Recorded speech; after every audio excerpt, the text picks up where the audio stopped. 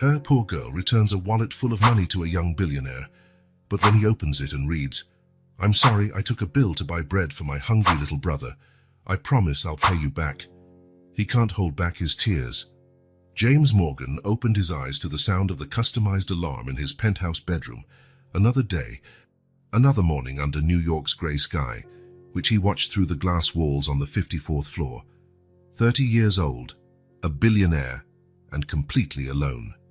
5 minutes later, he was on his high-end treadmill, running nowhere. Like his life, he thought.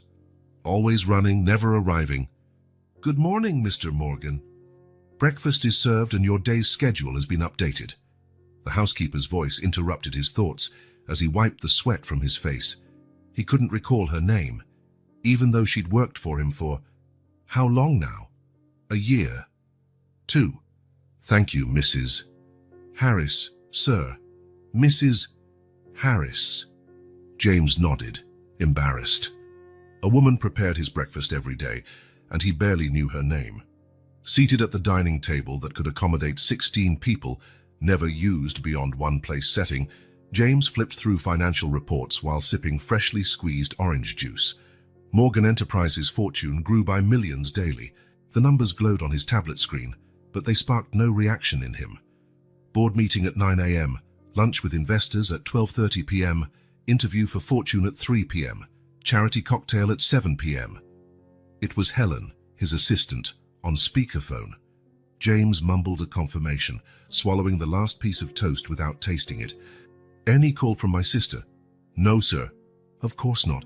Sarah had cut ties after their last fight about the family empire, 2 years without speaking to the only person who might understand what it was like to be a Morgan. The private elevator descended 60 floors in silence. In the underground garage, his driver was already waiting next to the black Bentley. "Good morning, Mr. Morgan." James tried to recall the driver's name, too. Frank, Fred, good grief. When had he become this kind of person? The board meeting passed in a blur of faces and numbers. James nodded at the right moments, asked the expected questions. His presence was more symbolic than necessary. The machine ran perfectly without him. At the lunch with investors, he heard fake laughter and empty praise. The people around him treated him like a deity. No one contradicted him. No one truly talked to him. "You're a visionary, Mr. Morgan. Your strategy for the Asian market is brilliant." James smiled mechanically. They were not interested in him, but in his money, in his last name. He was an asset, not a person. The interview for Fortune was more of the same. What's it like to be the youngest self-made billionaire on the list this year? Self-made. The term almost made him laugh. Yes, he had multiplied the fortune he'd inherited, but calling a Morgan self-made was, at best, journalistic overreach. "It's a great responsibility," he replied with the rehearsed phrase. At 6 p.m., back at the apartment to change clothes for the charity cocktail, James paused in front of the mirror. A perfectly tailored tuxedo, a $500,000 watch on his wrist, handcrafted Italian shoes. The perfect picture of success. So why did his eyes look so lifeless? His phone vibrated.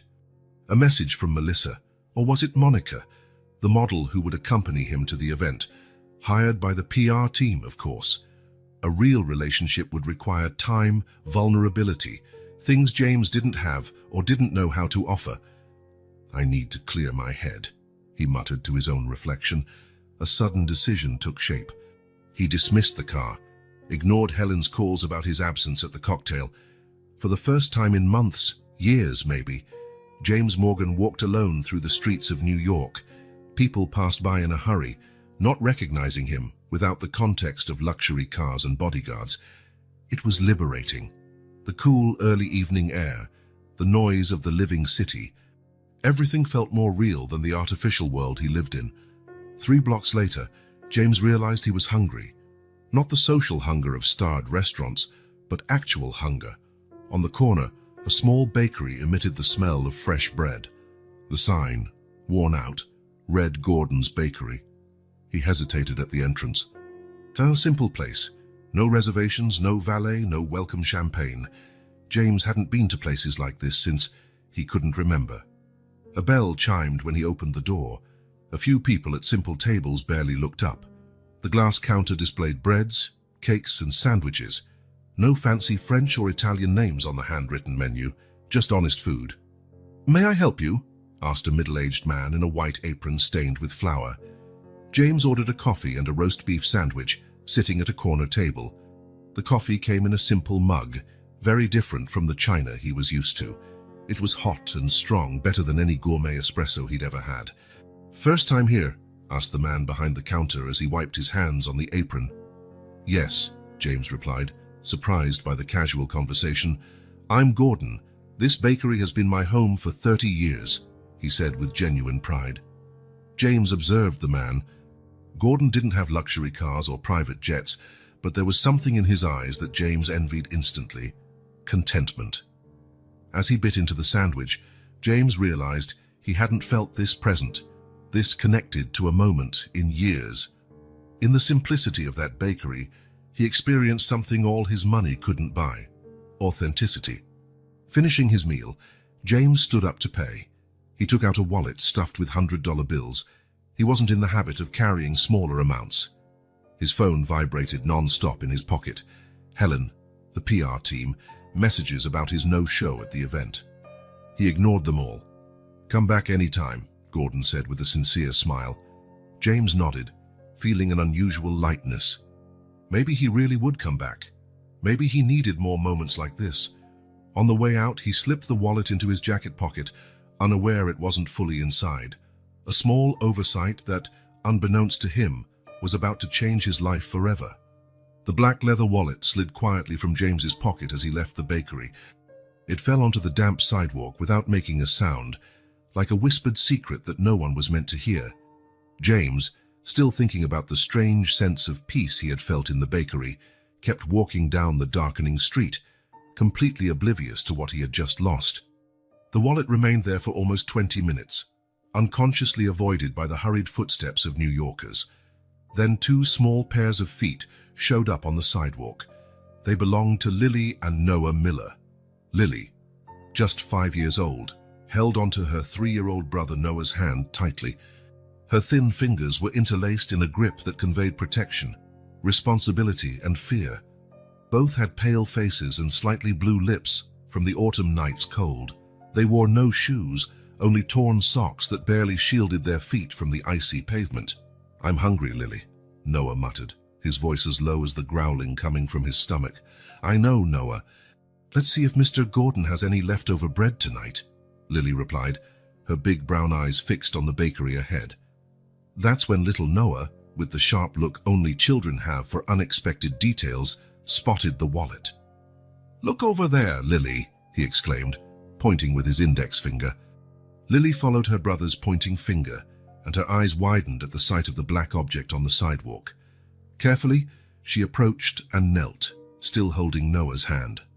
"What's that?" Noah asked, leaning in for a better look. "It's a wallet," Lily answered, picking it up carefully. "Someone must have lost it." She opened the gold clasp with fingers trembling from cold and hunger. Her eyes grew even larger when she saw the contents. Inside there was more money than she had ever seen in her life. $100 bills perfectly arranged, black and gold credit cards that looked important, and documents bearing the name James Morgan. Noah's stomach growled again, louder this time. Lily looked at her brother, then at the bakery, and then back at the wallet in her hands. A silent battle raged within her. The money was more than enough to feed them for weeks, maybe months. They could buy food, shoes, maybe even a new blanket. "Let's take it to Mr. Gordon," she finally decided, closing the wallet. "It's not ours." But then Noah doubled over, clutching his stomach with a low groan of pain. Lily felt her heart tighten. Her little brother had eaten nothing since the previous morning, when they shared a sandwich found near a diner. "Just a minute, Noah," she said, opening the wallet again. With hesitant fingers, she pulled out a single $20 bill. It was the smallest denomination there. Her small fingers trembled not just from the cold, but from fear and guilt over taking something that didn't belong to her. "We'll buy bread, then return the wallet," she told Noah, who only nodded, eyes fixed on the promise of food. Lily looked around, searching for paper. She found a crumpled piece of notebook page in the pocket of the old, oversized coat she wore. It was part of a homework sheet she'd fished out of a school's trash can, trying to practice writing during the few months she'd attended classes. Using a chewed pencil she always carried with her, she wrote carefully, her tongue sticking out slightly as she focused on forming each letter as neatly as she could. "I'm sorry. My brother is hungry, so I took just one bill to buy bread. I promise I'll pay you back." She reread the note 3 times, making sure it was clear. She folded the paper and placed it inside the wallet, right on top of the remaining bills. "Come on, Noah," she said, taking his hand again. "We'll buy bread and then give this to Mr. Gordon." The children walked into the bakery, the bell announcing their arrival. Gordon, who was closing up, looked up and smiled at the 2 little visitors he knew well. "Lily, Noah, I was saving some bread for you," he said, taking a bag from behind the counter. Lily approached, holding the wallet tightly in one hand and the $20 bill in the other. "Mr. Gordon, we found this outside," she said, extending the wallet. "It's got a lot of money inside." Gordon took the wallet in surprise, opening it and immediately seeing the note atop the bills. "I took this bill to buy bread for Noah," Lily continued, showing the $20 with trembling fingers. "He's really hungry. I promise I'll pay you back when I can." Gordon took the bill, looking from the wallet to Lily's sincere eyes, then to little Noah, who was trembling beside his sister. Gordon's eyes filled with tears he tried to hide. "Do you know who this wallet belongs to?" he asked gently. Lily shook her head. "Shook. It has the name James Morgan on the cards, but I don't know anyone by that name." Gordon nodded, instantly recognizing the name of one of the wealthiest men in the city. He had been surprised to see him in his modest bakery earlier, more surprised still by the honesty of these children who, even in hunger, decided to return a fortune. "I'll keep the wallet and give it to him if he comes back," Gordon said. "As for the bread, you don't have to pay me, Lily. Take these. They're still warm." He handed over the bag he had already prepared, containing 2 loaves of bread and some cookies, but Lily shook her head, extending the bill again. "I want to pay this time Mr. Gordon. That way I don't owe anything." The pride in her voice, and even from someone so small and hungry, was unmistakable. Gordon accepted the money with a lump in his throat, returning Lily's change, which she carefully slipped into her pocket. "To pay you back later," she explained. Noah was already biting into a piece of bread, his eyes closed in pure happiness as he slowly chewed, savoring every bite.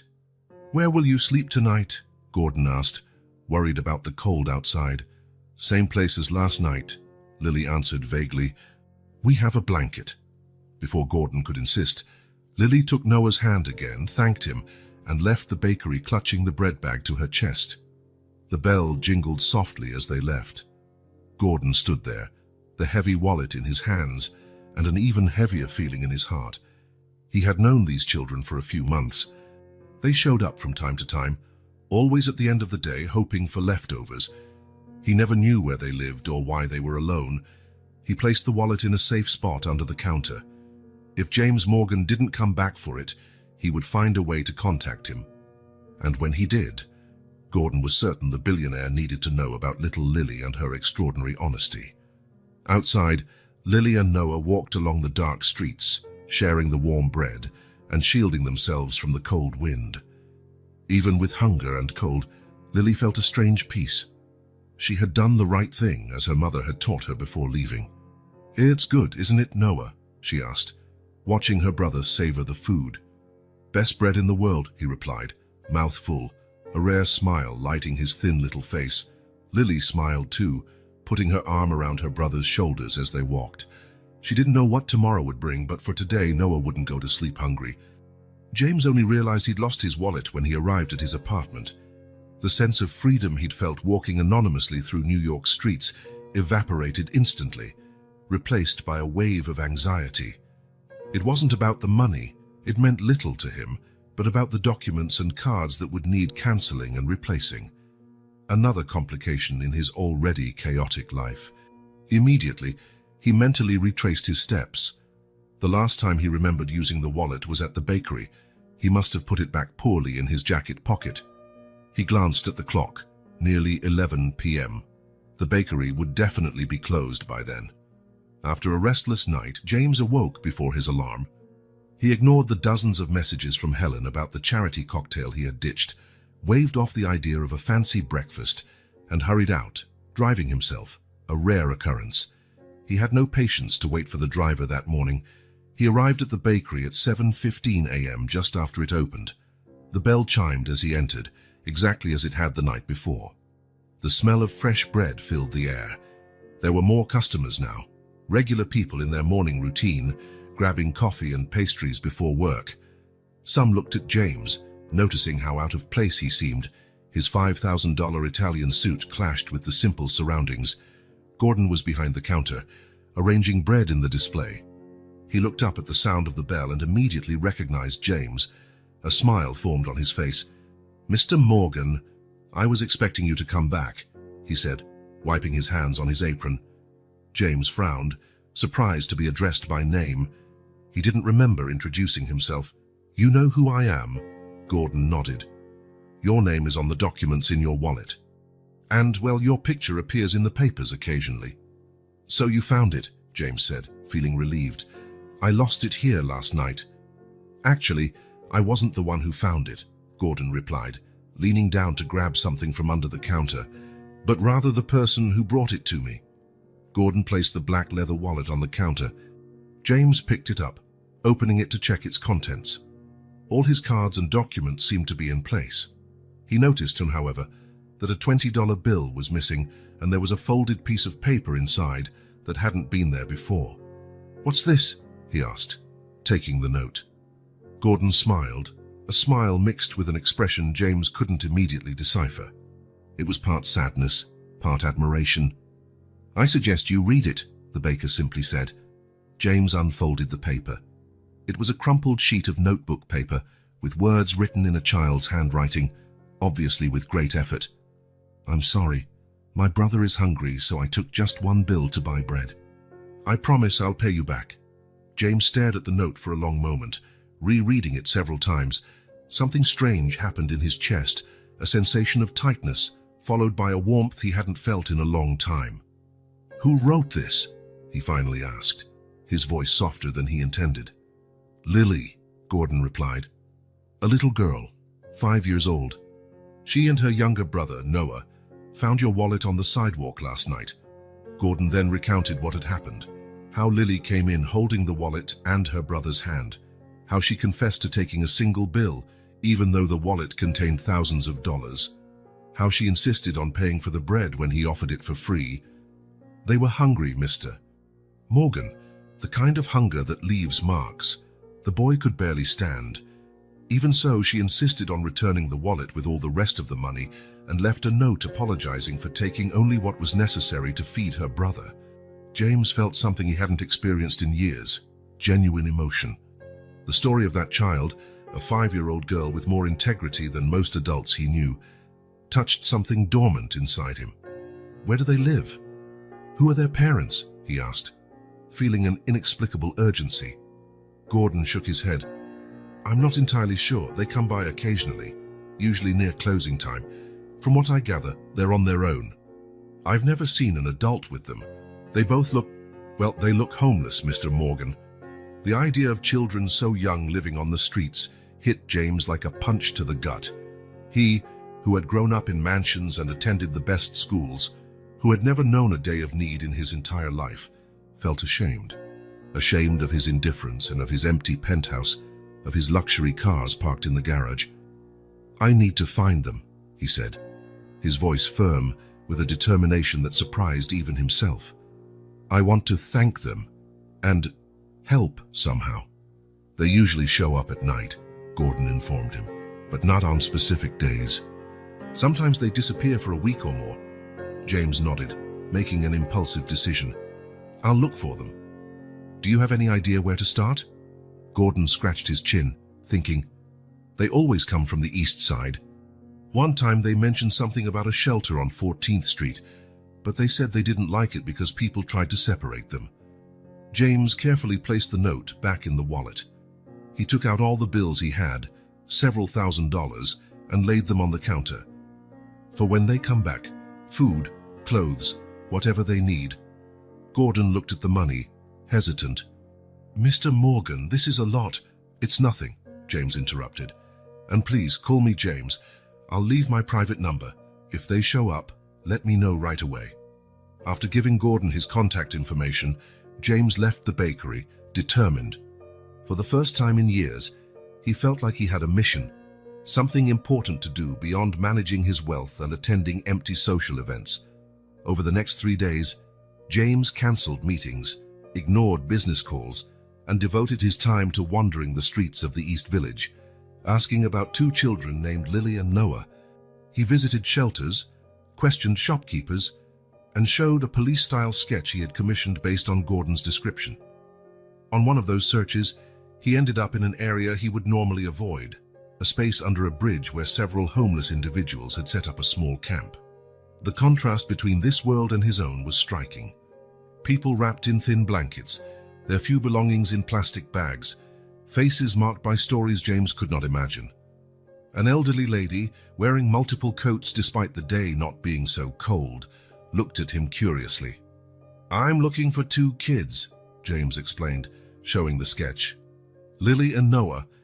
Lily is 5. Noah is 3. The woman studied the drawing for a moment, then nodded slowly. "Those siblings," she said in a raspy voice. "They come around sometimes. The girl cares for the little one like she's his mother." James's heart quickened. "When was the last time you saw them?" "A couple of days ago. They don't stay long around here." "The girl is afraid that social services will take them. Do you know where they might go?" The woman pointed vaguely west. "There's an abandoned building a few blocks from here. Many of us go there when it rains or snows. Maybe they're there." James thanked her, leaving a few $100 bills that the woman initially refused but ultimately accepted with trembling hands. As he walked toward the building she mentioned, James viewed the city with new eyes. He had always seen New York from the top of his skyscraper or through tinted car windows. Now he saw the streets as they really were, not just the stylish store windows and exclusive restaurants, but also the dark alleys, people sleeping on sidewalks, and the vacant looks of those society had forgotten. How could he have lived so many years in this city without truly seeing it? The answer was simple and painful. He had chosen not to see. It was easier, more comfortable, to live in his bubble of privilege. The abandoned building had broken windows and an entrance partially boarded up. James hesitated only for a moment before squeezing through the gap between the boards. The interior smelled of mold and dampness. There were signs of occupancy, old blankets, food wrappers, a half-melted candle. "Hello?" he called, his voice echoing through the peeling walls. "Lily, Noah?" No response, only the distant sound of traffic outside. James climbed the stairs, checking each empty room. On the 3rd floor, he found a space that seemed organized like a makeshift home.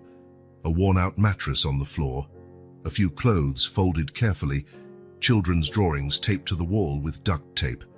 He approached the drawings, simple stick figures of 2 children holding hands. In one, there was a larger figure, possibly a woman with wings, floating above the children. A deceased mother, maybe. James felt a pang of sadness. Although he didn't find the children, James knew he was on the right track. He returned to the building over the next 2 days, leaving non-perishable food, water bottles, a new warm blanket, and more drawings. He also left a simple note. "Lily and Noah, my name is James. I found your note in my wallet. Thank you for your honesty. I'd like to meet you and help. I'll be at Mr. Gordon's bakery every night at 6 p.m. On the 5th day of his search, James was at Gordon's bakery, drinking coffee and waiting patiently. Helen, his assistant, called incessantly about contracts that needed his review and crucial meetings he'd missed. For the first time, none of it felt important. Gordon approached, refilling his cup. "You know, James, in 30 years of serving people in this bakery, I've never seen anyone change so much in such a short time," he remarked. James looked up, surprised. "What do you mean?" "When you first walked in here, you seemed, I don't know, distant, like you were walking through a dream that wasn't yours. Now you seem more such present." James reflected on those words. They were true. Since he began searching for Lily and Noah, he felt different, more alive, more connected to the world around him. These days, Looking for those kids have made me see things that were always in front of me, but I chose to ignore, he admitted. Gordon nodded understandingly. Sometimes we need someone or something to wake us up. A note written by a 5-year-old girl with more character than most adults I know, James said, smiling slightly. The doorbell chimed, prompting both men to look toward the entrance. It was only a regular customer whom Gordon greeted by name. James sighed, glancing at his watch. It was nearly 8 p.m., and there was still no sign of the children. Even so, he didn't feel discouraged, only more determined. Tomorrow, he would search again, and then the day after, for however long it took. They'll show up, Gordon said, as though reading his thoughts.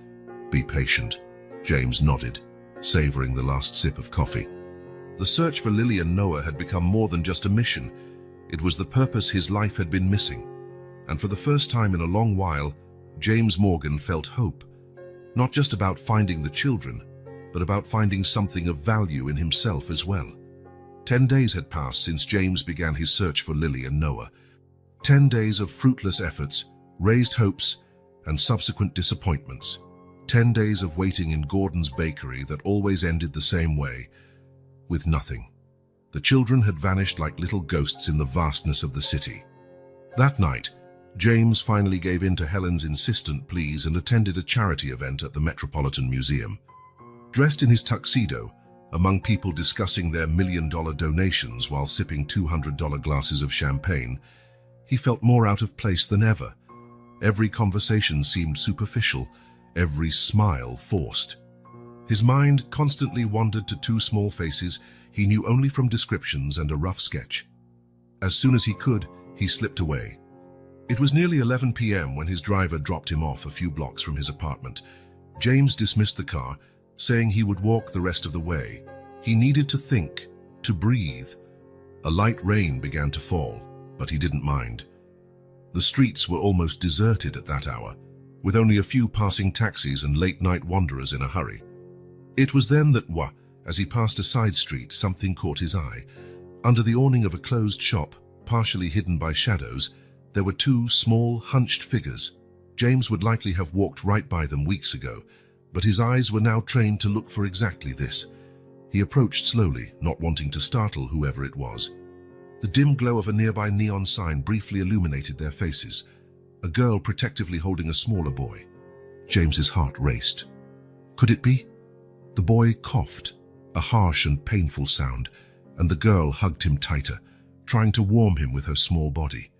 He shivered visibly, even in the faint light. "Lily?" James called softly, stopping at a safe distance. The girl lifted her head abruptly, eyes wide with fear. She pulled the boy closer as though preparing to run. The weak light revealed her thin face and wary eyes. "Who are you?" she asked with a voice that tried to sound strong despite her evident fear. James stepped a bit closer, keeping his hands visible in what he hoped was a reassuring gesture. "My name is James Morgan. I've been looking for you and Noah for several days." At the sound of his name, Lily tensed up even more. Her eyes narrowed as she assessed James from head to toe. The elegant tuxedo, expensive shoes, and the look of someone who never had to worry about food or shelter. "How do you know our names?" she asked, mistrust clear in each syllable. James crouched down slowly to be at her eye level, maintaining a respectful distance. "You found my wallet almost 2 weeks ago. You left a note in it, remember? Mr. Gordon at the bakery gave it to me." Lily's eyes widened in recognition, followed by an even stronger flash of fear. Her small hand squeezed Noah's more tightly. I was going to pay the money back," she said quickly, voice trembling. "I promised in the note. I just needed time to—" Noah coughed again, a sound that seemed to tear through his small chest. He was pale, his lips slightly blue. James felt a knot in his chest at the boy's condition. "Lily, listen," he said as gently as he could. "I'm not here to collect anything. I came to thank you and to help." The girl looked at him doubtfully. "Don't worry about paying back the bread money," James continued, recalling the exact words he'd planned to say if he found her. "What you did was very noble, Lily." She blinked, clearly confused. You're not mad I took your money?" "Mad?" James shook his head, smiling slightly. "Quite the opposite. I was moved by your honesty. You could have kept the entire wallet, all the money, but you only took what was needed to feed your brother, and you still left a note promising to pay it back." Lily seemed unable to believe what she was hearing. No one had ever praised her honesty before. In fact, living on the street, people often called her foolish for not taking advantage of opportunities. Noah shook violently, letting out a low moan, leaning more heavily against his sister. James noticed how difficult and noisy the boy's breathing had become. "Your brother needs a doctor, Lily," he said urgently but still calmly. Fear immediately returned to the girl's eyes. "We can't go to a hospital. They'll call social services. They'll separate us." "I know a private clinic where that won't happen," James assured her. "I can take you right now, no questions, no social services." "I promise." Lily hesitated, looking at her brother with concern. Noah was clearly getting worse by the minute, his forehead hot against her neck, contrasting with his ice-cold hands. "Lily," James called softly, "I know you have no reason to trust me, but your brother needs help, please." A long moment passed as Lily looked from Noah to James and back again. Finally, she nodded almost imperceptibly. "If you try to separate us, we'll run away," she warned, her chin lifted defiantly despite her fear. "Understood," James agreed, relieved she had accepted. He moved closer slowly and, with Lily's silent permission, took Noah into his arms. The boy was lighter than he should be for his age, his frail body shivering with fever. James removed his tuxedo jacket and wrapped the child in it. "I'll get a cab," he said, looking at Lily, who stood up and stayed by his side, watchful. "There's a clinic about 10 minutes away." Minutes later, they were in a taxi, Lily sitting stiffly at the edge of the seat, ready to jump if necessary, while James held Noah against his chest, trying to warm the boy, whose breathing was noticeably labored. The driver looked in the rearview mirror a few times, clearly curious about a man in a tuxedo holding a sick, poorly dressed child, accompanied by a similarly unkempt little girl. But something in James's serious expression stopped him from asking any questions. At the private clinic, the doors opened immediately. A single call from James during the ride ensured a doctor would be waiting, despite the late hour. Lily stuck close to James as they took Noah into an examination room, her vigilant eyes watching every move made by the medical staff. Dr. Patterson, a middle-aged man with kind eyes behind thin-rimmed glasses, examined Noah carefully. Lily refused to leave her brother's side, even when the nurses suggested she wait outside. James respected her decision, staying a few steps behind to give them space. Early pneumonia was the doctor's diagnosis after listening to Noah's breathing and checking x-rays. "We caught it in time, but it could have gotten much worse quickly if you had waited.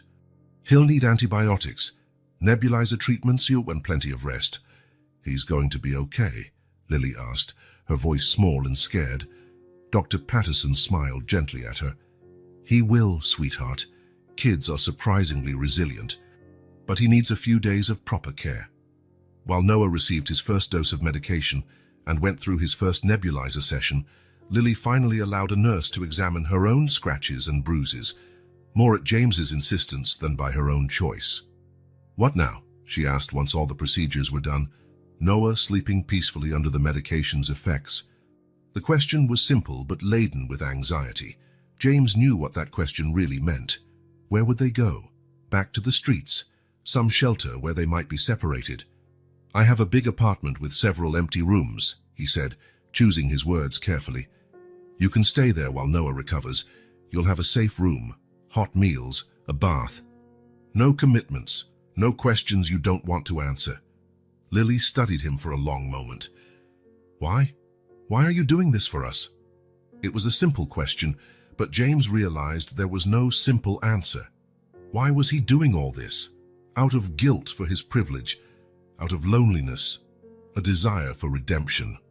"Because your note reminded me of something I'd forgotten," he finally said. "That there are still people with integrity in this world, and that maybe I can do something more meaningful with what I have than just accumulate more." The answer seemed to satisfy Lily, or at least she was too tired to question further. When Noah was discharged with prescriptions and care instructions, she allowed James to drive them to his apartment. In the luxurious private elevator that went straight to the penthouse, Lily was wide-eyed, despite trying to hide it.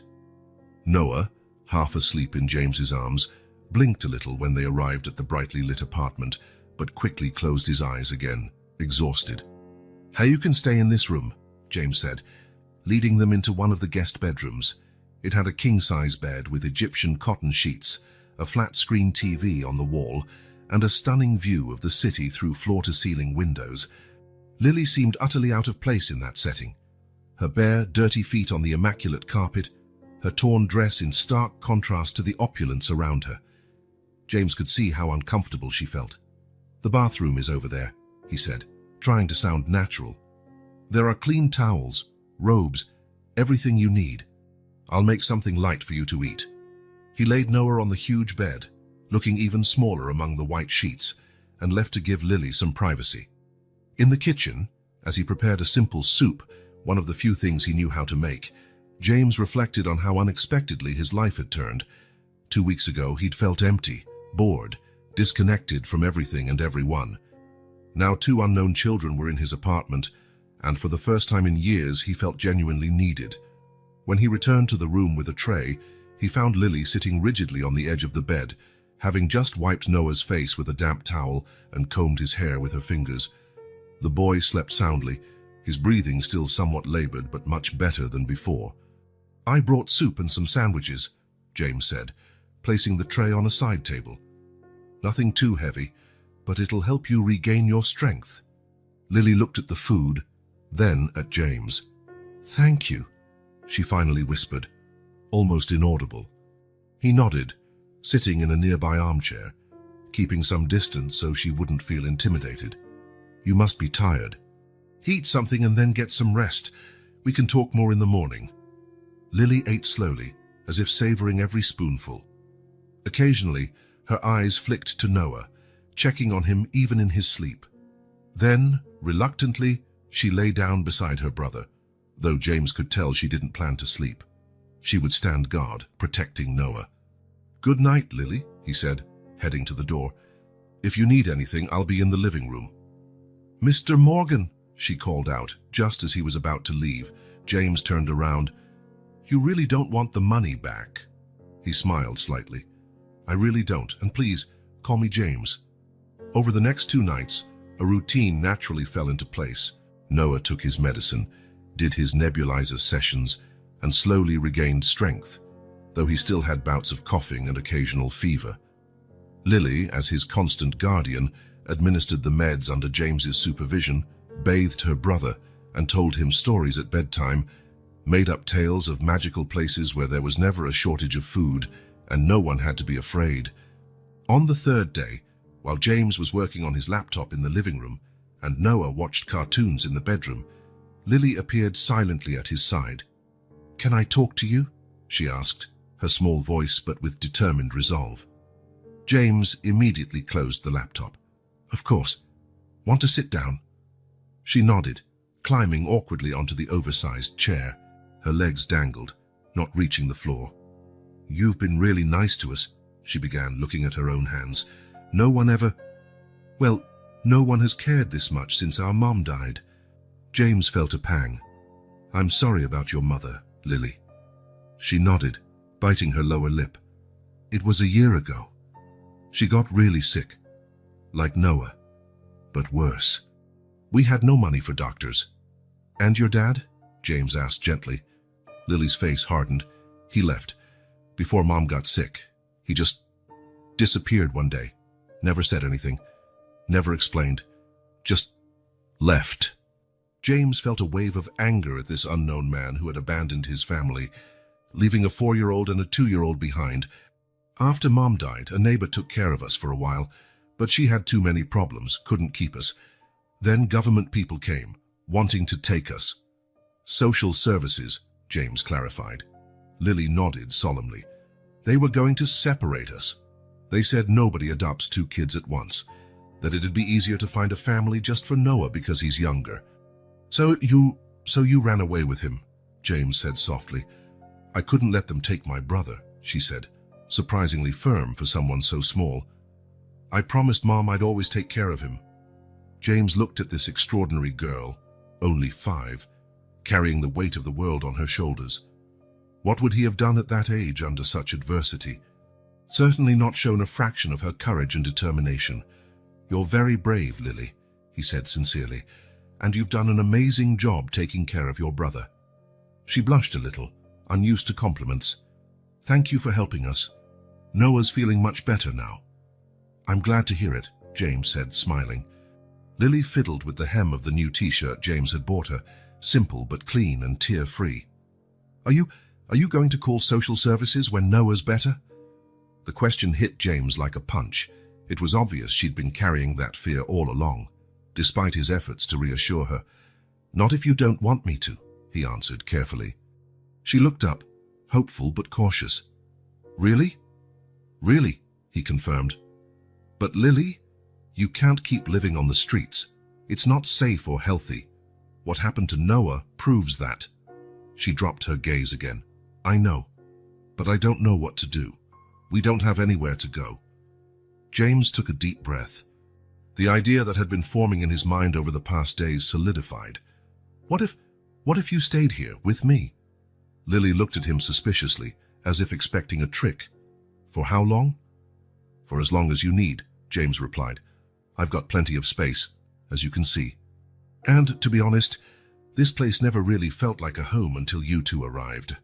It was true, he realized with some surprise. In just 3 days, the children's presence had transformed his sterile, impersonal apartment into something closer to a home. Their little shoes in the hallway, Noah's drawings scattered on the coffee table, even the toys he'd bought them the day before. All of it brought life to what once felt like just a luxury showroom. Lily thought for a long moment. "I don't want to be a burden," she finally said. James smiled, touched by her concern. "You and Noah aren't a burden, Lily. He hesitated, startled by the intensity of his own feelings. "You brought me something I needed without even knowing it." "What?" she asked, curious. "Purpose," he answered simply. "A reason to wake up, besides earning more money, I don't know what to do with." Lily processed that slowly, her serious little face weighing the implications. "Can I think about it?" she finally asked. James nodded, respecting her caution. "Of course, there's no rush. And whatever you decide, I promise to help you both as best I can." That night, after the children had fallen asleep, James stood on his penthouse balcony, looking out at the city lights. He thought about his life before, the emptiness, the monotony, the loneliness masked by success, and then about how everything had changed since he found a simple note written by a child. In just 2 weeks, he'd discovered things in himself he never knew he possessed. Patience to care for a sick boy, understanding to deal with a traumatized girl's justified fears, and above all, a genuine affection that grew each day for these 2 children who had recently been complete strangers. James smiled at the starry night, feeling a certainty he hadn't experienced in a long time. Whatever came next, his life would never be the same. And, he realized with surprise, that was exactly what he wanted. 3 weeks had passed since James brought Lily and Noah to his apartment. 3 weeks of profound changes, not just in the physical environment, now filled with toys, children's books, and colorful drawings on walls that had once been immaculate white, but especially in James himself. For the first time in his adult life, his routine no longer revolved around corporate meetings and business dinners. Now there were meal times, bedtime reading sessions, and spontaneous laughter whenever Noah said something unexpectedly funny or Lily displayed her precocious wisdom. That morning, while making breakfast, another novelty, since he used to rely entirely on a housekeeper, James watched the children sitting at the kitchen counter. Noah, fully recovered from pneumonia, was happily munching on toast with jam, while Lily flipped through a science book James had bought for her after discovering her fascination with marine animals. "Did you know that blue whales have hearts the size of a small car?" Lily asked without looking up from the book. "No, I didn't," James replied, smiling as he poured orange juice into the small cups he'd bought especially for them. "That's amazing. And they can live up to 100 years, she continued. "Imagine what they must see in the depths of the ocean." Noah stopped chewing, his eyes wide with wonder. 100 years? "That's older than you, James." James laughed, sitting down with them. Much older. I'm only 30, Noah. That's a lot, the boy declared solemnly, making James laugh even harder. These simple moments had become precious to him. But along with the joy, a concern was growing: the legal status of this arrangement. He was housing 2 children without any documentation or authorization. If the authorities found out, Lily and Noah could be taken away, precisely the thing the girl feared most. After breakfast, while the children watched an educational show Lily selected, "So Noah can learn," James retreated to his office and made a call he'd been putting off. "Mr. Harmon, it's James Morgan. I need your advice on a delicate matter." Robert Harmon had been the Morgan family lawyer for decades, a discreet and efficient man who'd rescued James from complicated situations a few times. "I'm currently taking care of 2 orphaned children," James explained, choosing his words carefully. "Their mother passed away and their father abandoned them. I want to know my legal options to keep caring for them without them being taken by the social services system." There was a long silence on the other end. "Mr. Morgan, are you telling me you have 2 children living in your home with no legal custody?" Harmon's voice sounded concerned. "Exactly. That's complicated. Technically, what you're doing could be considered kidnapping or at least a violation of child protection laws." James felt a chill up his spine. "I didn't kidnap anyone, Robert. I found these kids living on the streets, practically starving and sick. I'm giving them a safe home, food, medical care. I understand your intentions, but the law doesn't work on intentions alone," the lawyer explained patiently. "I need you to give me more details so we can figure out the best course of action." After explaining the full situation, carefully omitting the wallet episode to protect Lily, James listened attentively as Harmon laid out his options. "The safest route would be to notify social services immediately," the lawyer concluded. "They'd do an assessment and possibly place the children in a temporary shelter while investigating." "No," James cut him off firmly. "Lily's terrified of shelters. They'd try to separate them. I can't do that to them. Then the second option is to file for temporary guardianship while we look for information about the father. If he truly abandoned them, his parental rights can be revoked, paving the way for a possible adoption." James felt his heart race at the mention of adoption, something he'd never considered for himself, but which now felt strangely right. How long would that process take? Usually months, but given your resources and connections, Harmon let the sentence trail off. "I don't want to use influence to skip steps," James said. "I want to do this the right way, but I also don't want the children taken away while the process is ongoing." "I understand. I can reach out to some contacts in social services to work discreetly without removing the children while you demonstrate you're a suitable guardian.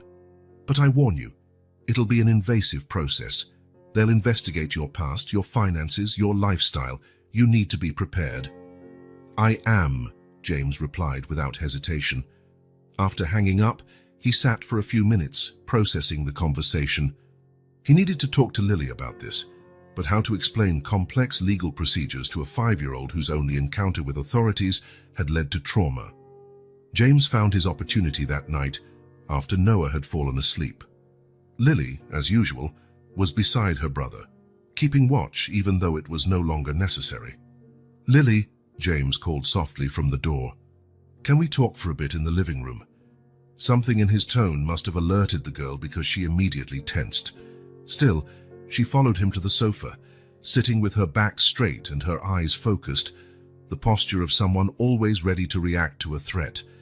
"We need to talk about something important," James began, sitting a short distance away to make her comfortable. "About your future."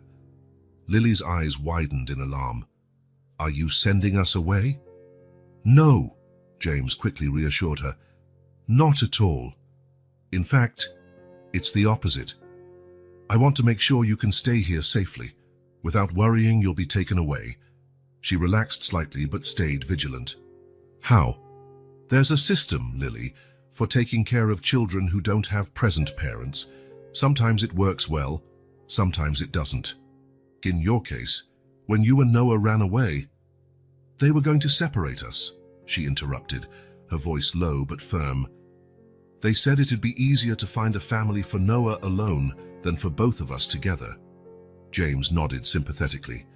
You were very brave protecting your brother, but now we're in a tricky position. Legally, I have no right to take care of you without official permission. Fear returned to Lily's eyes. They're going to take us. Not if I can help it, James assured. I spoke with a lawyer today. He explained I can apply to become your legal guardian. That means I'd have official permission to take care of you, make sure you go to school, take you to the doctor, and all that. But what if they don't let you? What if they decide it's better for us to go to a shelter? Lily's voice trembled slightly. James scooted closer, hesitating before placing his hand over Lily's small one. I'll do everything in my power to stop that. The lawyer said we can do it in a way that lets you both stay here during the whole process. Lily was silent for a moment, absorbing the information. My dad, what if he comes back? The question caught James off guard. He hadn't considered the possibility of the father who abandoned them suddenly returning. If he does come back, James said slowly, the situation would be reassessed, but he'd have to prove he's capable of caring for you.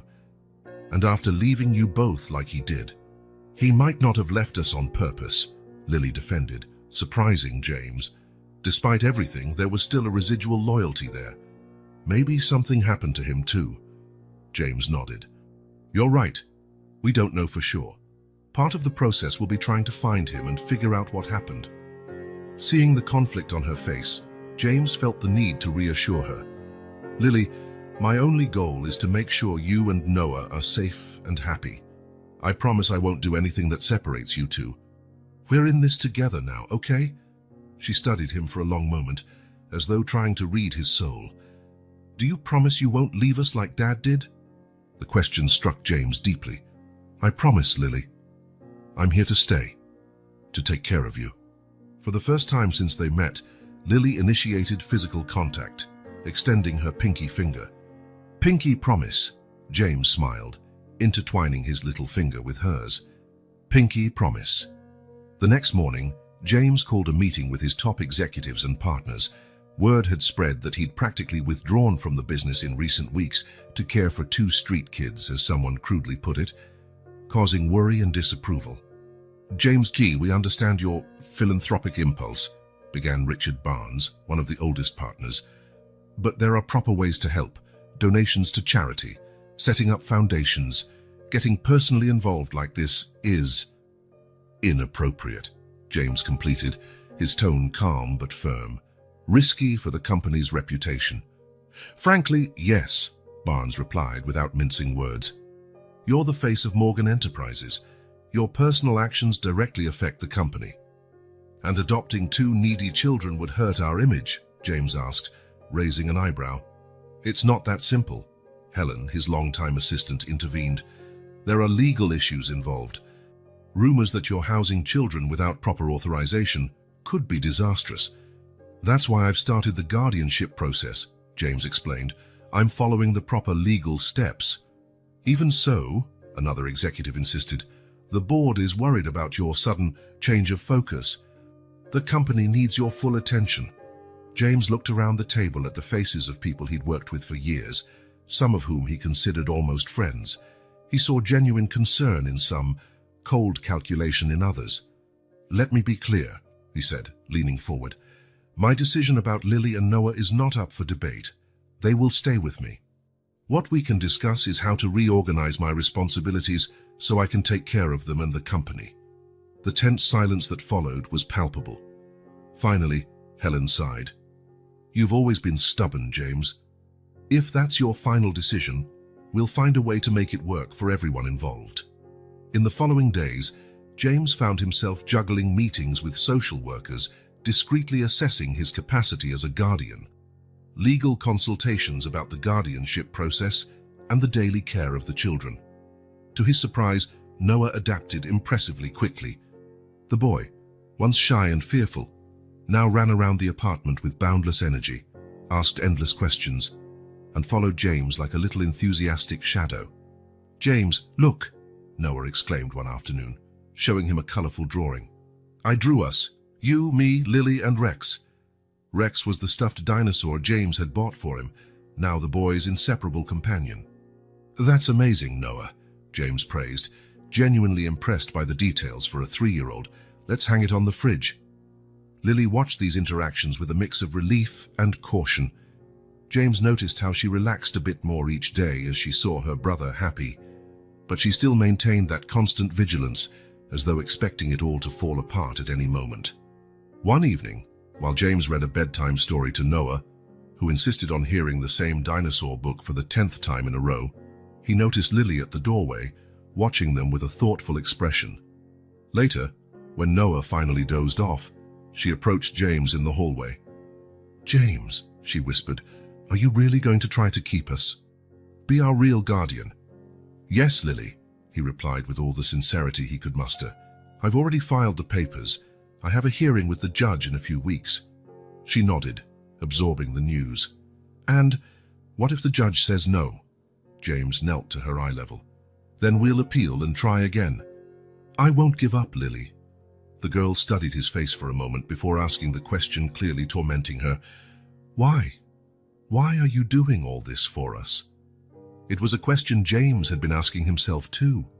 Why had he become so attached to these kids in such a short time?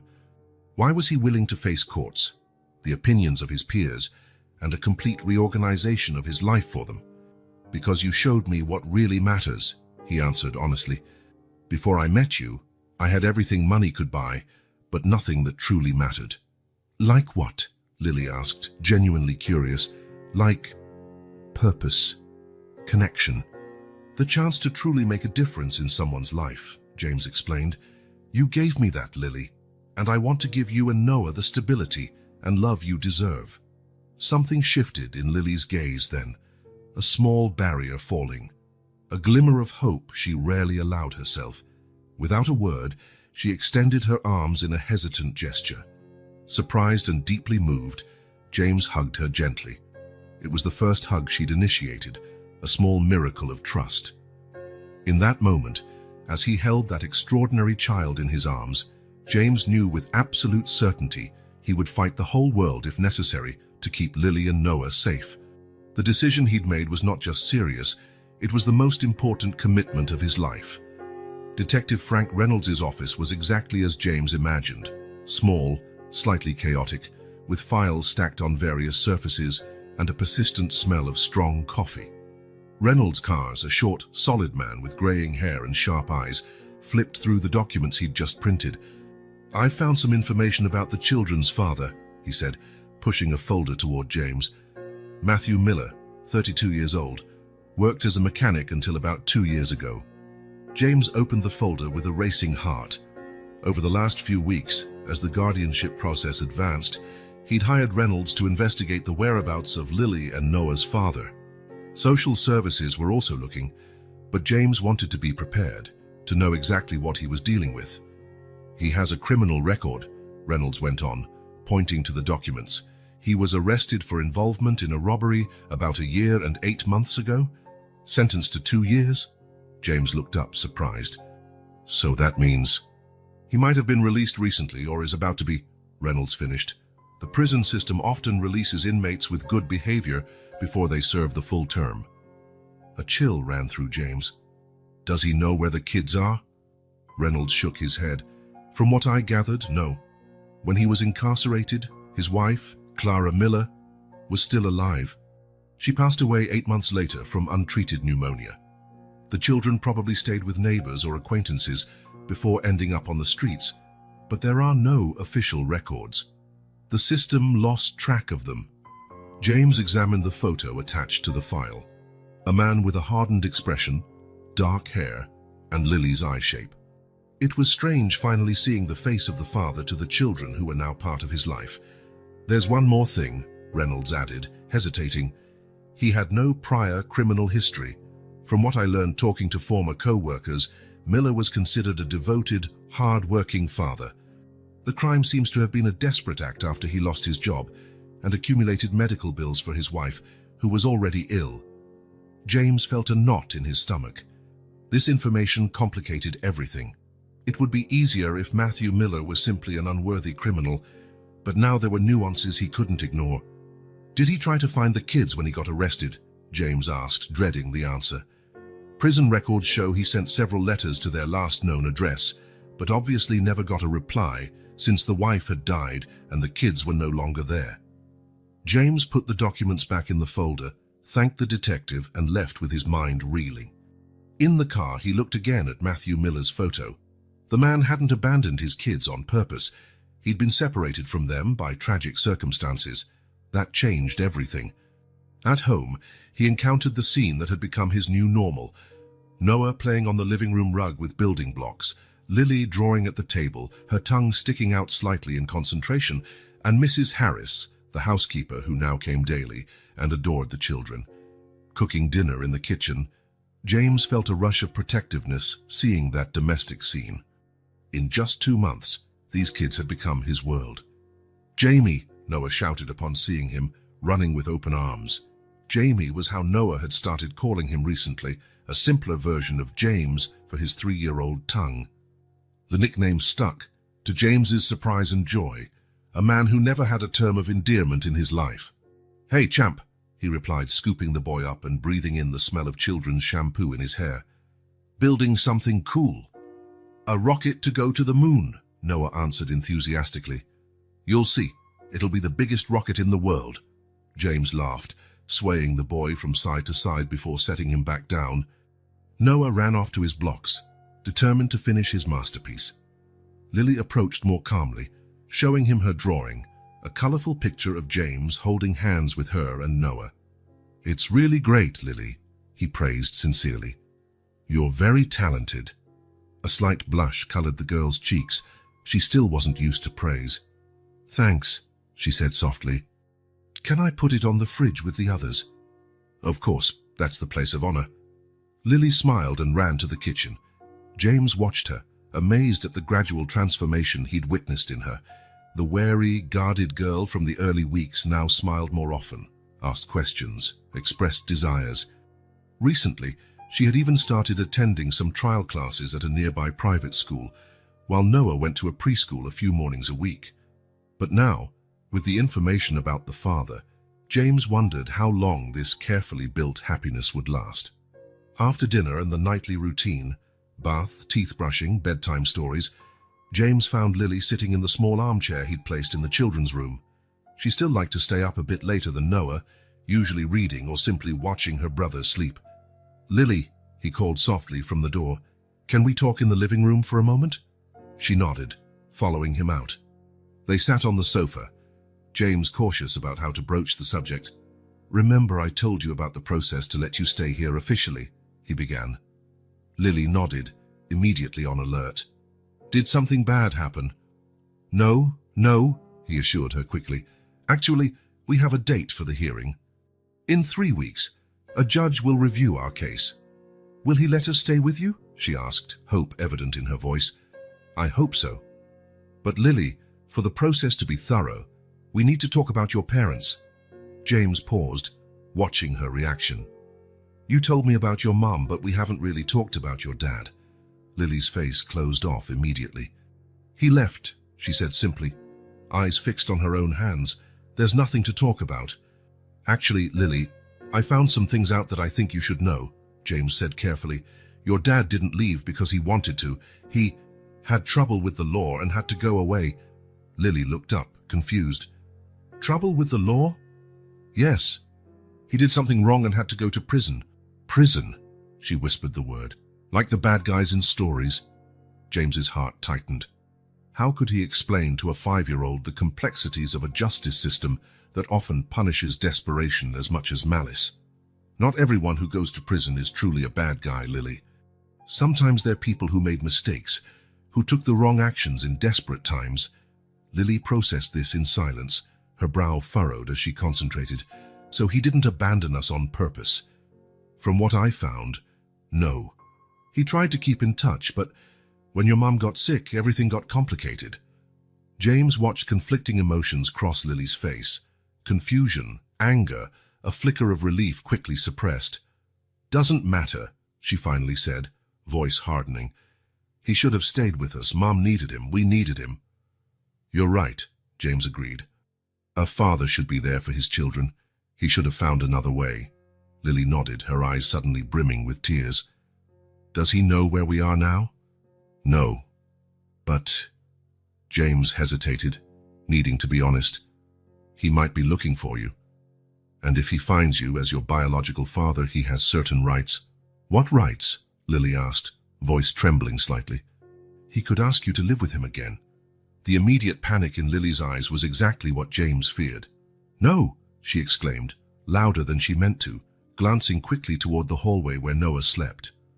Lowering her voice, she continued, I don't want to go, I want to stay here, with you. James felt warmth spread in his chest despite the difficult situation. I want you to stay too, Lily. I'll do everything I can to make that happen. Promise? I promise. Lily seemed to relax a bit, though apprehension still shone in her eyes. Jamie, she said softly, using for the first time the nickname Noah had created. What if he shows up looking for us? Hearing her use the nickname nearly broke James. It was the first clear sign Lily considered him part of her family, not just a benefactor or a temporary guardian. Then we'll deal with it together, he replied, striving to keep his voice steady. But for now, we have the hearing coming up, and I'm hopeful. My lawyers think our chances are very good. Lily nodded, appearing a bit more at ease. When James walked her back to the bedroom, she surprised him by asking for a good-night hug, another small miracle in her gradual acceptance of affection. In the weeks that followed, James balanced preparing for the hearing with efforts to keep the children's routine as normal as possible. Lily occasionally asked questions about her father, where he might be if he was looking for them. But mostly, she seemed determined to focus on the present. The household was filled with activity and laughter. Noah went to preschool 3 mornings a week and came back with stories and drawings. Lily progressed quickly in her trial classes, impressing teachers with her sharp intelligence and hunger for knowledge. James, for the first time in his adult life, placed work second. He delegated more responsibilities, refused business trips, and completely rearranged his schedule to be present in the children's daily lives. To his partner's surprise, the company did not collapse. On the contrary, his new perspective on priorities brought a clarity often lacking in his previous decisions. One sunny Sunday afternoon, James took the children to Central Park. Noah ran excitedly after squirrels, while Lily swung slowly, watching other families around her. Jamie, she called suddenly, are we a family now? The question caught James off guard. What do you think? He replied, sitting on the swing beside her. Lily considered it seriously. I think so. Families live together, take care of each other, and love each other, right? Exactly. Then we're a family, she concluded simply. You, me, and Noah. James felt his eyes grow moist. Yes, Lily. We're a family, the girl smiled, a rare, complete smile that lit her little face. I'm glad we found you. I'm glad you found me too, James replied, with a certainty that came from the depths of his soul. On the night before the hearing, as he tucked Noah into bed, James found Lily still awake, her eyes shining in the dim light of the bedroom. Nervous about tomorrow? He asked, sitting on the edge of her bed. She nodded. What if the judge won't let us stay with you? Then we'll keep fighting, he replied firmly. Like I told you, I won't give up. Lily reached out to hold his hand, a gesture still rare from her. Thank you, Jamie. That single word, Jamie, meant more to James than all the titles and accolades he'd received in his career. It was a name given with genuine affection, an acknowledgement that he was more than just a rich benefactor or a potential legal guardian. That night, James slept poorly, worried about the hearing, but mostly haunted by the shadow of the biological father looming over their newly formed future. Matthew Miller could show up at any moment, and if he did so before guardianship was official, everything could change drastically. Still, as the sun rose, James felt a renewed determination. The 3-week wait had been filled with small perfect moments, shared meals, children's achievements celebrated, even disagreements about rules and boundaries. Those moments, taken together, formed something too precious to give up without a fight. Whatever the outcome of the hearing or any surprise fate might have in store, James knew his life would never be the same.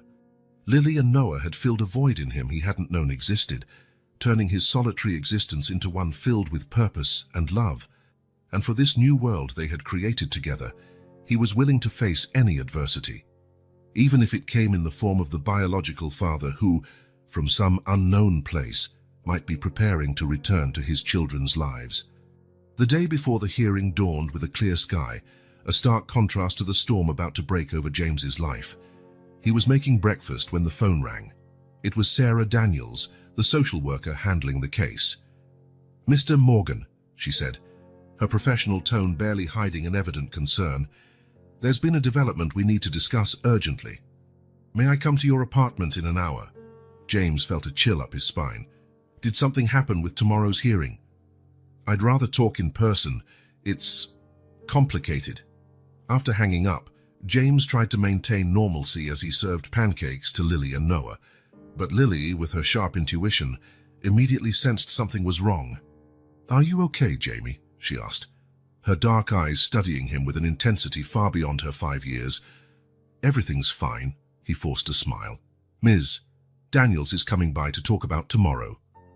Exactly an hour later, Sarah was sitting in James's living room, a folder in her lap and a grave expression on her face. "Mr. Morgan Matthew Miller, the biological father of Lily and Noah, has been located."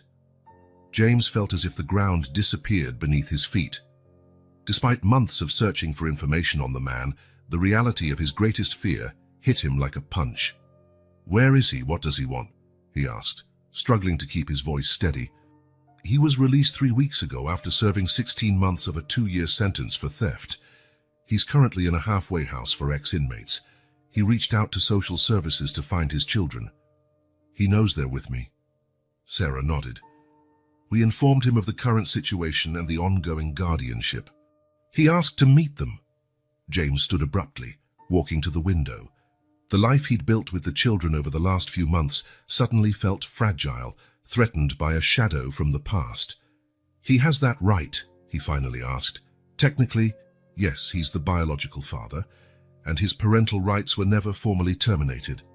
He left his family, but now we know it was because he was incarcerated. So what does he want now?" "He wants to see them. To reconnect." Sarah hesitated. "Given the hearing tomorrow, I suggested a supervised visit here today, if you agree. The judge will have to consider all factors, including how the children react to their father." James fought the urge to refuse. He wanted to protect Lily and Noah, keep them far from this man who, intentionally or not, had caused them so much pain. But he knew delaying the inevitable would only complicate things. "What's he like?" he asked finally. "He seems genuinely remorseful.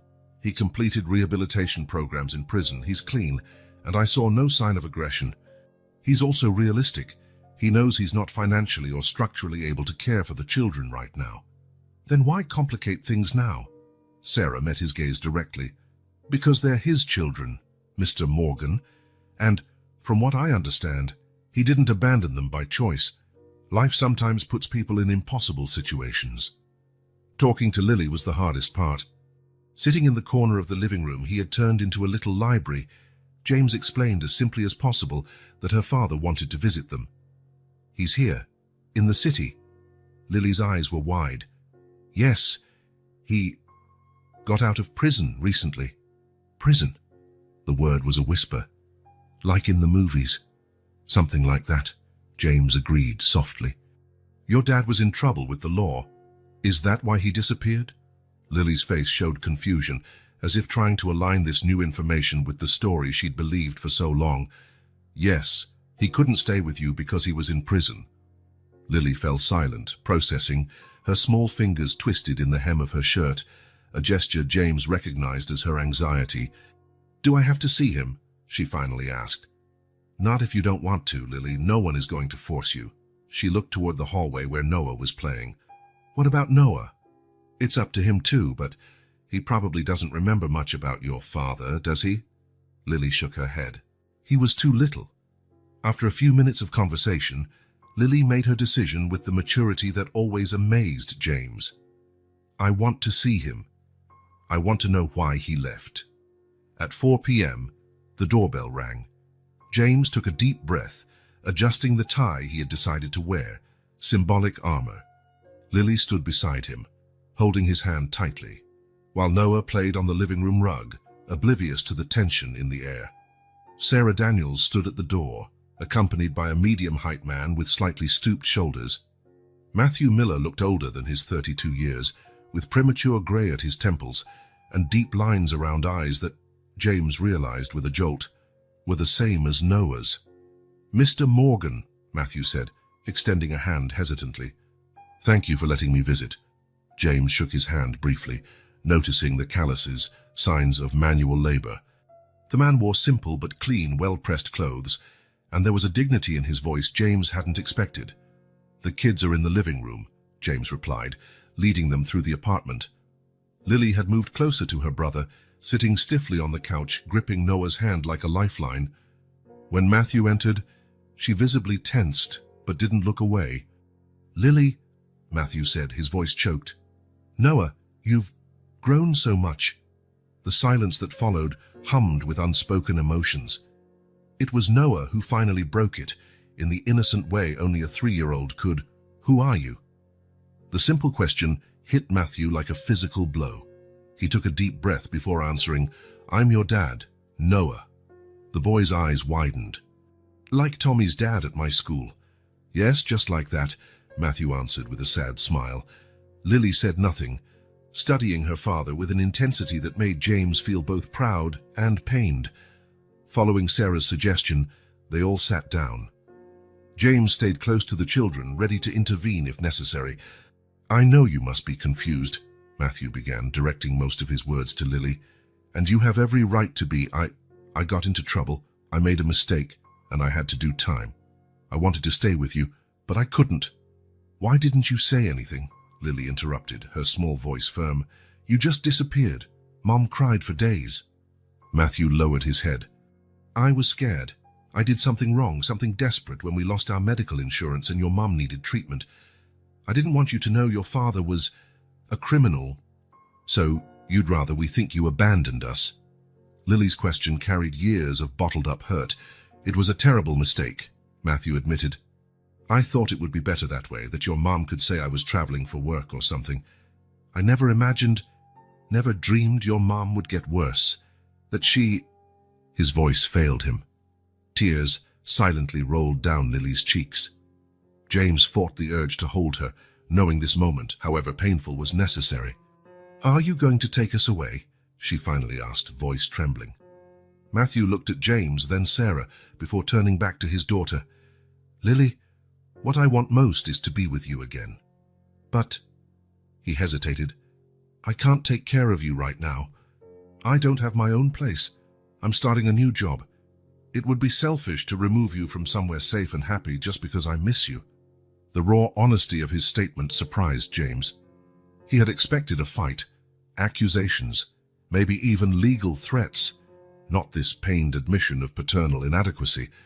Noah, who had been quiet, suddenly asked, "You don't like us?" The boy's brutal honesty seemed to physically hit Matthew. He swallowed hard. "I love you very much, Noah. More than anything. That's why I did something wrong. I was trying to get money for Mommy's medicine, but I made everything worse." He took a worn-out wallet from his pocket, pulling out some old photos. He showed pictures of Lily as a baby, Clara holding newborn Noah, the family together at a park, preserved fragments of a life before tragedy. "I remember that day," Lily said softly, touching the park photo. "You bought me pink cotton candy, and it turned your whole mouth pink," Matthew recalled, a genuine smile briefly lighting his tired face. Noah leaned in to see better.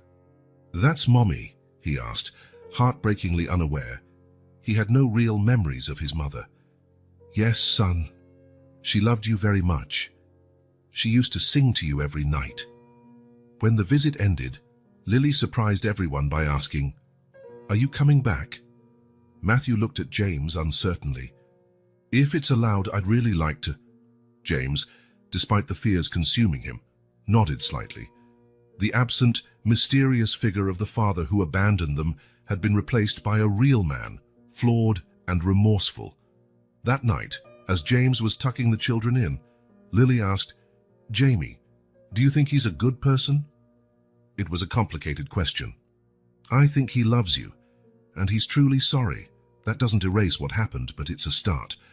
He said he won't take us away, Lily murmured. So does that mean we'll keep living with you? I hope so. Tomorrow the judge decides. Lily nodded, accepting the uncertainty with a maturity that broke James's heart a little more. The night was long as James envisioned every possible scenario. The fear of losing the children was visceral. In just a few months, Lily and Noah had filled a void in his life he never knew existed. The thought of them being taken away, even by their biological father, was unbearable. The next morning, the family court was intimidatingly formal. James, in his best suit, sat alongside 3 top lawyers. On the other side of the aisle, Matthew waited alone, nervously clutching a hat in his hands. The disparity couldn't have been more obvious. The hearing began with the usual formalities. James's lawyers presented detailed reports on the care provided to the children, the emotional and financial stability offered, and Lily's and Noah's progress in school. When it was Matthew's turn to speak, he stood up without an attorney by his side. Your Honor, he began, voice shaky at first but gaining strength, I won't deny my mistakes. I committed a crime and served my time, but my biggest crime was against my own children. I abandoned them when they needed me most. James watched Judge Holloway, a middle-aged man with a stern expression, listen intently. I love Lily and Noah more than anything, Matthew continued, and it's because I love them that I realize I can't give them what they deserve right now. I'm starting over. I have a job as a mechanic's helper. I live in a halfway house. I'm trying to save money to rent a decent place. He paused. Mr. Morgan has given my kids what I couldn't: security, comfort, stability. They look happy with him, healthy. Lily's going to a school we could never afford. Noah doesn't even remember me. That last sentence was spoken with such evident pain that even the judge looked moved. I'm not here to regain custody today. That wouldn't be fair to the children. I'm here to ask for a chance to be part of their lives again, gradually, in a way that doesn't disrupt the stability they've finally found. After Matthew's testimony, it was Lily's turn. Tiny in the large courtroom chair, she answered the judge's questions with impressive maturity. I like living with Jamie, she said firmly. He takes care of us. He takes me to school and reads stories to Noah. We never go hungry or feel cold. And your father? The judge asked gently. How did you feel seeing him yesterday? Lily thought for a moment. I was angry first, and sad, but... She glanced briefly at Matthew. I think he was sad too. He said he was sorry. Would you like to see your father again? Yes, she answered after a long pause, but I want to keep living with Jamie. When all the testimony was done, Judge Holloway adjusted his glasses and studied the documents in front of him. The silence in the courtroom was absolute, charged with anticipation. This is a complex case, he began at last. On one hand, we have a biological father who, despite his past errors, shows genuine remorse and a desire to reconnect with his children. On the other hand, we have a guardian who, in a short time, has provided stability, security, and affection to children who have experienced significant trauma. He glanced at another page of notes. The law traditionally favors biological ties, but there is one fundamental condition. The best interest of the children must prevail over all other considerations. James felt his heart race while he waited for the judge's decision. He noticed Matthew was also tense, gripping the hat so tightly it had lost its shape. Before I give my final ruling, the judge went on, I need to look further into certain elements of this case. I'm especially interested in how we can balance the father's rights with the emotional stability that children have finally found. He looked from James's lawyers to Matthew, then to Sarah Daniels. This court will take a 30-minute recess. When we return, I will announce my decision on provisional custody and visitation rights. His gavel struck, and the courtroom began to empty. James remained seated, stunned by the ongoing uncertainty. His lawyers whispered among themselves, analyzing possibilities. On the other side of the aisle, Matthew stared out the window, his silhouette solitary in the afternoon light. 30 minutes, half an hour for the fate of 2 children and his own to be decided. James closed his eyes, trying to find calm, but his mind kept replaying every moment with Lily and Noah, every laugh, every milestone, every bedtime hug. He'd never imagined his life could change so drastically because of a note written by a starving child. That his empty apartment could become a noisy, colorful home. That his heart, locked up for so long, could open to two little, brave souls who needed him as much as he, without knowing, needed them. Now it could all end with the drop of a gavel. The judge returned soon, his expression unreadable as he resumed his seat. James felt the weight of each passing second as he waited, occasionally making eye contact with Matthew. There was a silent understanding between them now. Both wanted the best for Lily and Noah, though their ideas of best might differ. After carefully considering all aspects of this case, the judge began in a calm voice that echoed in the room. "I've reached a decision that I believe serves the children's best interests." James's heart pounded. Next to him, his lawyers remained composed, though he felt their tension as well. The law traditionally favors biological bonds, and this court acknowledges a father's inherent right to be part of his children's lives, the judge continued, looking directly at Matthew. However, the children's well-being must always be the primary consideration. The judge took his documents, adjusting his glasses as he read. Mr. Miller has shown genuine remorse for his past actions and a commendable desire to reconnect with his children. However, at this time, he lacks the basic conditions necessary to provide a stable and secure environment for Lily and Noah Miller. James felt a wave of hope rising in his chest but controlled his emotions, aware the final verdict was still to come. On the other hand, the judge went on, Mr. Morgan has offered the children not just financial stability, but also the emotional support and security they need after a period of significant trauma and uncertainty. Reports from teachers and the social worker indicate the children are thriving under his care. The judge set the papers aside, looking directly at those assembled. Therefore, this court grants provisional custody of Lily and Noah Miller to Mr. James Morgan for an initial period of 6 months, after which the situation will be reassessed. James closed his eyes briefly, as relief flooded him so intensely he could hardly breathe. 6 months. Enough time to strengthen the bonds they had already formed, to keep building a life together. Additionally, the judge continued, the court grants Mr. Matthew Miller supervised visitation rights, initially every 2 weeks, under the presence of the assigned social worker. If these visits progress well, supervision may be gradually reduced. The judge looked directly at Matthew. Mr. Miller, this court acknowledges your efforts to rebuild your life and your desire to be part of your children's lives. I strongly recommend you continue your rehabilitation programs, secure permanent housing, and maintain stable employment. These factors will be considered in the next evaluation. Turning to James, he added, Mr. Morgan Sakisa, the court trusts you will facilitate the children's relationship with their biological father, provided it remains healthy and constructive. The gavel fell, officially ending the hearing. A hum of conversation filled the room as James's lawyers congratulated him on the victory. However, James's eyes were on Matthew, who remained seated, his face a complex mix of emotions, relief that his children were safe, sadness at his own current inadequacy, and hope for the future relationship he might build with them. After a moment's hesitation, James crossed the room and approached him.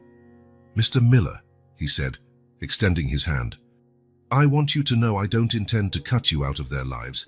If you're truly committed to being part of it in a constructive way, we'll find a path that works for everyone. Matthew looked at the offered hand for a long moment before shaking it. Thank you, he said simply, voice thick with emotion, for taking care of them when I couldn't, for giving them what I should have given. He swallowed before adding, they were lucky to find you. I was the lucky one, James replied sincerely. There was much more to say, details to arrange, boundaries to set, but at that moment, they'd reached a fundamental understanding. They would both put Lily and Noah's needs above all else. As they left the courthouse, Sarah Daniels caught up with them. The first supervised visit can be scheduled for next week, if that's okay with everyone. Matthew nodded. I'm available anytime. My new job has flexible hours. We have an opening on Thursday afternoon, James suggested, after the kids get out of school. If that works for you, that would be perfect, Matthew agreed. He hesitated, then added, "I'll be looking for my own apartment soon. The manager at the shop mentioned a possible promotion next month." James understood what he was trying to convey, that he was working to improve his situation, so one day he could offer more to his children. "That's great," he replied. "Lily and Noah will be happy to hear it." They parted ways with a handshake, a formal gesture containing the start of something not exactly friendship, but a mutual respect born of shared love for two children. When James arrived home, Mrs. Harris was with the kids in the living room. The relief on her face was clear as soon as she saw his expression. "Everything went well then?" she asked quietly. James nodded, a slow smile spreading across his face. Noah immediately ran to him, hugging his legs. "Jamie, I drew a dinosaur at school today." "That's the best dinosaur I've ever seen," James replied, picking the boy up, marveling at how something so simple could fill his heart with joy. Lily stood back, her watchful eyes studying James's face, seeking the answer to the question she didn't dare speak out loud. James put Noah down and approached her, kneeling to her level. "The judge decided you'll stay with me," he said softly. Lily didn't smile immediately, absorbing the information. "What about Dad? He'll be able to visit you." "At first, Ms. Daniels will be present for those visits. If everything goes well, over time, but you can spend more time together." Lily nodded, taking in the complexity of the situation with the maturity that always impressed James. "Is he sad?" she asked. "A little," James admitted honestly. "But he's also relieved you're well taken care of. He's working to get his life together, maybe find his own place soon. So we can visit him?" "Exactly." Lily thought for a moment, her little face serious as she considered what that implied. "I guess that would be nice. Noah needs to get to know him better." "What about you?" James asked gently. Lily shrugged, trying to appear casual but failing to hide all her vulnerability. "I'm still mad he left, but..." She hesitated. "Mom always said people can change if they really want to." "Your mom was a wise woman," James answered, moved by Lily's ability to show compassion after all she'd endured. In the days that followed, James's life settled into a new routine. With provisional custody official, he could finally enroll the children formally in school, add them to his health plan, and make all the legal arrangements that had been in limbo. The first supervised visit with Matthew was awkward at first, Lily still guarded. Noah curious but shy, Matthew nervous, trying to find ways to connect with children who barely knew him. But over the weeks, something began to shift. Matthew brought small gifts he could afford, a book for Lily, a toy car for Noah. He told stories about the mother the children never fully got to know. Slowly, he rebuilt bridges that had seemed irreparably burned. James watched these developments with mixed emotions. He still felt residual fear. What if one day Matthew achieved enough stability to claim full custody? What if the kids decided they preferred to live with their biological father? But he also understood more and more that love wasn't a finite resource. Lily and Noah had room in their hearts for both men in their lives, each in different but equally meaningful ways. One night, about a month after the court's decision, James found Lily on the apartment balcony.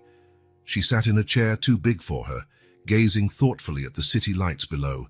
In her unicorn pajamas and a haphazard braid, she looked simultaneously so small and so wise. "Can't sleep?" he asked, joining her. Lily shook her head. "I'm thinking." "About what?" "Everything. The past, how things changed." James nodded, giving her space to continue at her own pace. "Jamie," she finally said, turning to look at him directly, "do you promise you'll never leave our lives again?" The simple yet profound question hit James like a wave. He knelt down so he was at her eye level. "I promise, Lily. You're my family now." "Nothing will change that." Her eyes filled with tears. For the first time since they met, James saw Lily cry openly, not trying to hide or restrain her emotions. She hugged him then, her small arms wrapping around his neck with surprising strength. "Even if one day we spend more time with Dad?" she asked, her voice muffled against his shoulder. "Even then," James assured. "There are different kinds of families, Lily, and different ways to love. Your father will always be your father, and that matters. But what we've built here, The three of us is also real and permanent. She pulled back slightly, looking into his eyes with that uncanny wisdom far beyond her years. She seemed to find the sincerity she was looking for because she nodded solemnly. "Thank you for losing your wallet, Jamie," she said with a small smile. He laughed, surprised by her remark. "I'm grateful for that too, Lily." "More than you can imagine." After tucking Lily back into bed, James returned to the balcony, gazing at the stars that were barely visible through the city's light pollution. He pulled out the leather wallet he now carried like a talisman. Inside it, carefully preserved, was the note that had changed his life. "I'm sorry. My brother is hungry, so I took just one bill to buy bread. I promise I'll pay you back." A simple act of honesty by a desperate child had set off a chain of events that completely transformed three lives: his own, once devoid of meaning despite all his wealth; Lily's and Noah's, previously marked by loss and hardship; and even Matthew's, who had found motivation in the temporary loss of his children to rebuild himself. James tucked the note back into the wallet. The road ahead would no doubt hold challenges, of that he was sure. The gradual reintegration of Matthew into the children's lives, the long-term legal questions, the formative years of Lily and Noah with all their complexities. But on that starry night, with his promise to Lily still echoing in his mind, James felt something he had searched for all his life without knowing it, a sense of belonging, of purpose, of family. It was truly a new beginning for all of them,